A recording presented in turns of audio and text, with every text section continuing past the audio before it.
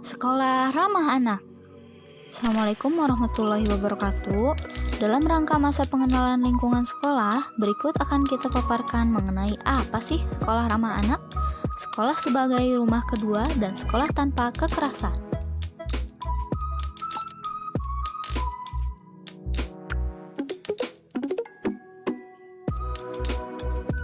Berdasarkan definisi berikut, bisa kita lihat terdapat kata-kata yang ditandai merah, yaitu menjamin, memenuhi, menghargai, perlindungan, partisipasi anak, serta mekanisme pengaduan. Nah, untuk mengerti lebih banyak lagi apa itu sebenarnya sekolah ramah anak, kita punya singkatan, yakni barisan.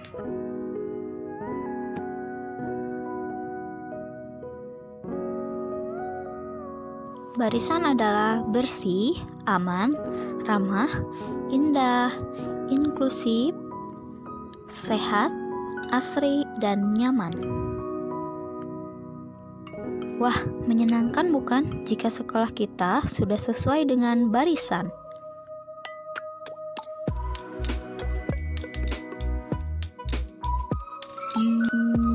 Kira-kira kenapa ya kita harus mencanangkan sekolah ramah anak? Nah, berdasarkan keadaan di lapangan bahwa anak menghabiskan sepertiga waktunya di sekolah, serta dalam kenyataannya banyak keprihatinan yang datang dari orang tua, keluarga, masyarakat, dan pemerintah karena kondisi anak-anak di sekolah yang rawan kekerasan, keracunan, kecelakaan, kotor, kondisi gedung yang mudah rubuh jika ada bencana, dan masih tingginya angka kekerasan di sekolah. Bersumber pada profil Anak Indonesia tahun 2018, pada lingkaran ini warna kuning menandakan jumlah manusia yang masih berumur di bawah 17 tahun bisa dikategorikan sebagai anak-anak adalah sebanyak 33,4%. Anak adalah seorang yang belum berusia 18 tahun termasuk anak yang masih dalam kandungan, karena lingkungan juga berpengaruh terhadap tumbuh kembang si kecil dalam perut ibu. Prinsip-prinsip sekolah ramah anak adalah yang pertama, non-diskriminasi, yaitu menjamin kesempatan setiap anak untuk menikmati hak-hak yang sama tanpa ada perbedaan antara disabilitas, gender, suku bangsa, agama, dan latar belakang orang tua. Yang kedua adalah kepentingan terbaik bagi anak, yaitu senantiasa menjadi pertimbangan utama dalam semua keputusan dan tindakan yang diambil oleh pengelola dan penyelenggara pendidikan yang berkaitan dengan anak didik. Yang ketiga, kelangsungan hidup dan perkembangan, yaitu menciptakan lingkungan yang menghormati martabat anak dan menjamin pengembangan holistik dan integrasi setiap anak.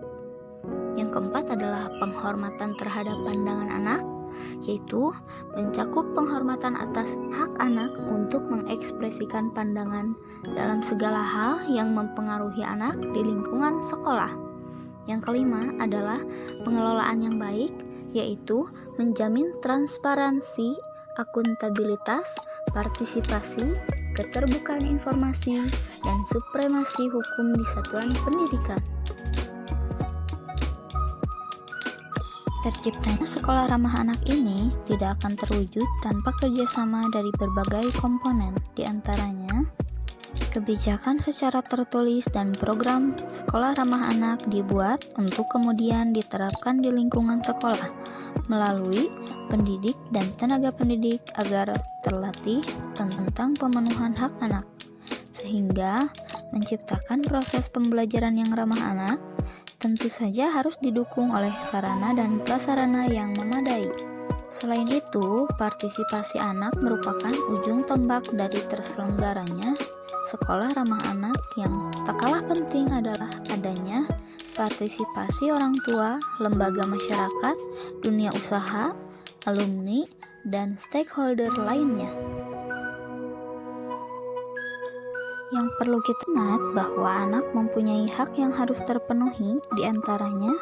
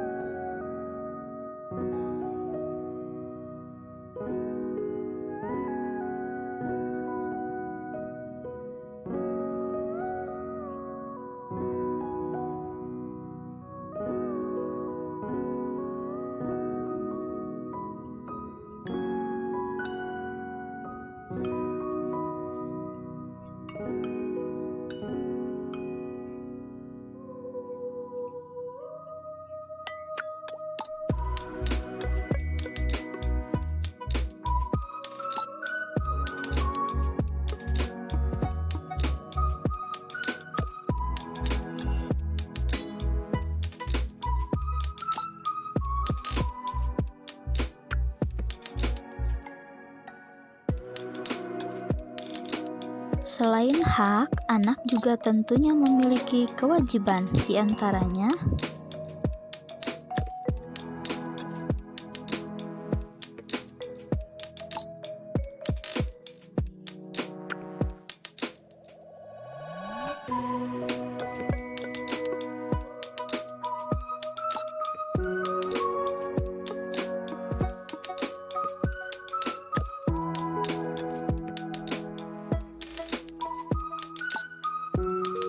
anak ternyata sangat berperan dalam memenuhi hak dan perlindungannya. Seorang anak harus menjadi pelopor dan pelapor.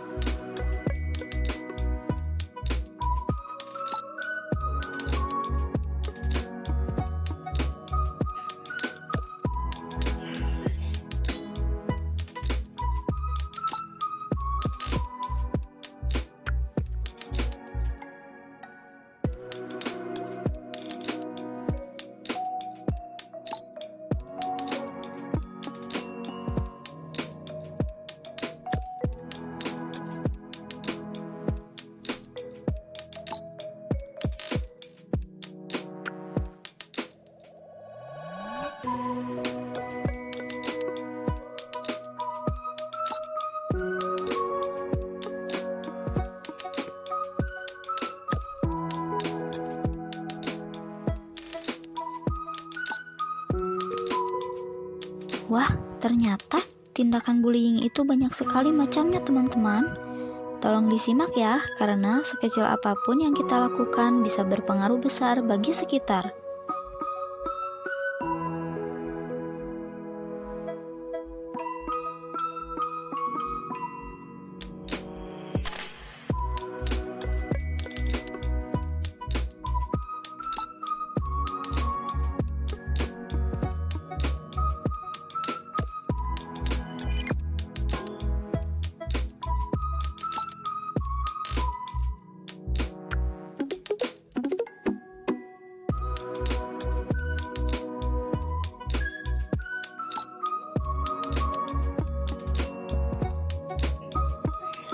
Wow, tanpa kita sadari, ternyata hal kecil pun bisa membuat orang lain merasa dibully, teman-teman.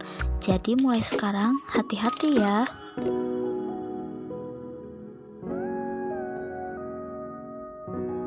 Wah, ini nih berbahayanya dampak bullying. Selain berdampak terhadap korban, ternyata bullying berdampak juga untuk pelaku dan saksi loh. Wah, menyeramkan ya.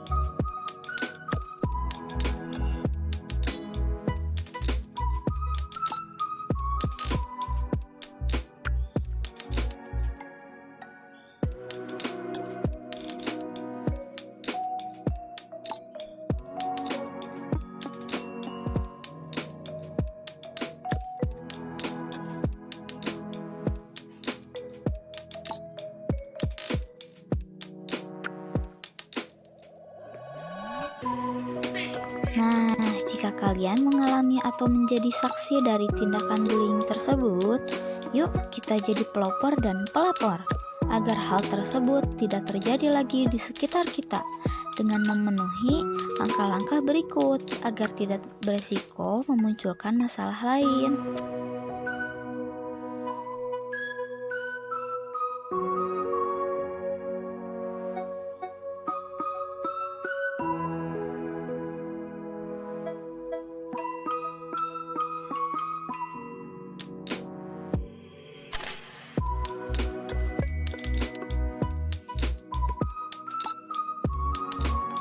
Sehubungan dengan pemberlakuan belajar dari rumah masih berlangsung, yuk simak beberapa tips agar kita bahagia belajar di rumah.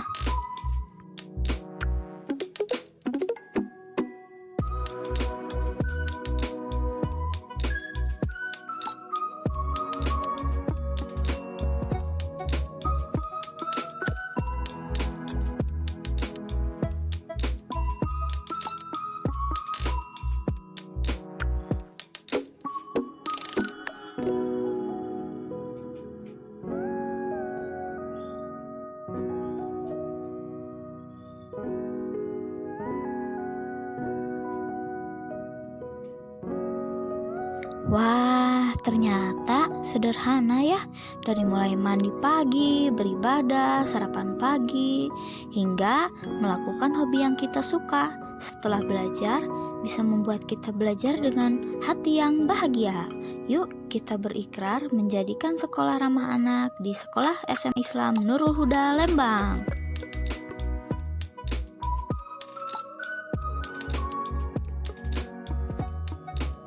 Teman-teman, sekarang kita membaca ikrar bersama-sama. Sebelumnya, jangan lupa untuk merekam saat kalian membaca ikrar tersebut.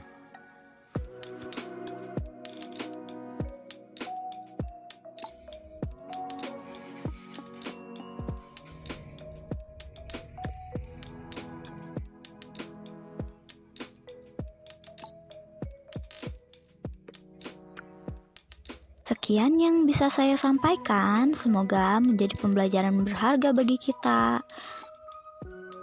Terima kasih. Saya Siti Sarah Fauzia mengucapkan wabillahi taufiq wal hidayah. Wassalamualaikum warahmatullahi wabarakatuh.